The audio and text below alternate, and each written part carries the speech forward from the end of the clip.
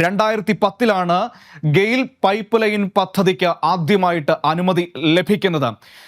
എന്നാൽ 2016 അതായത് അതിനുശേഷം 2010 ശേഷം 2010 VS സർക്കാരായിരുന്നു. ആ സമയത്ത് ഇതിൻ്റെ തുടക്ക നടപടികൾ ആരംഭിക്കുന്നു. അതിനുശേഷം പിന്നീട് ഉമ്മൻചാണ്ടി സർക്കാർ വരുന്നു. ഉമ്മൻചാണ്ടി സർക്കാർ 2011 മുതൽ 16 വരെ അധികാരത്തിലിരിക്കുന്നു. പക്ഷേ 2016 ഉമ്മൻചാണ്ടി സർക്കാർ പടിയിറങ്ങുമ്പോൾ പൂർത്തിയായത് വെറും 48 കിലോമീറ്റർ ദൂരം മാത്രമായിരുന്നു പൈപ്പിടൽ പൂർത്തിയായത്. 5 വർഷം കൊണ്ട് വെറും 48 കിലോമീറ്റർ പൈപ്പിടൽ മാത്രമായിരുന്നു പൂർത്തിയായത്. അതിനുശേഷമുള്ള 5 കിലോമീറ്റർ കൊണ്ട് ഇത് മംഗലാപുരത്തേക്ക് ഈ പൈപ്പ് ലൈൻ പദ്ധതി എത്തുന്നു എന്നയിടത്താണ് പിണറായി വിജയൻ സർക്കാരിന്റെ ഇച്ഛാശക്തിയെ നമ്മൾ അഭിനന്ദിക്കേണ്ടതും കാണേണ്ടതും. അതുതന്നെയാണ് ഇന്ന് കേന്ദ്ര പെട്രോളിയം മന്ത്രി ധർമ്മേന്ദ്ര പ്രധാൻ പറഞ്ഞു വച്ചതും. നോക്കാം, 2014 അതായത് ഞാൻ ആദ്യം പറഞ്ഞത് 2014 ഈ പദ്ധതി ഒഴിവാക്കാൻ വേണ്ടി ഗെയിൽ തീരുമാനിക്കുന്നു. കാരണം ഇവിടെ ഭൂമി ഏറ്റെടുക്കൽ നടക്കുന്നില്ല, ഇതിന്റെ ഒരു നടപടികളും കൃത്യമായിട്ട് നടക്കുന്നില്ല.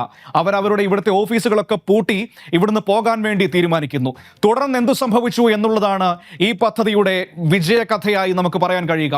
പിണറായി സർക്കാരിന്റെ കീഴിൽ ഈ പദ്ധതി പുനർജനിക്കുന്നു എന്നുള്ളതാണ് ഏറ്റവും പ്രധാനപ്പെട്ട കാര്യം. അതായത് 48 കിലോമീറ്റർ മാത്രം പൈപ്പിട്ടിരുന്ന ഒരു പദ്ധതി, 500-ലേറെ കിലോമീറ്ററുള്ള ആകെ ദൂരമുള്ള പദ്ധതി, അത് 2016 പിണറായി വിജയൻ സർക്കാർ അധികാരമേറ്റതിനു ശേഷം അത് പുനർജനിക്കുകയാണ്. ആ പദ്ധതി വീണ്ടും സജീവമാകുകയാണ്.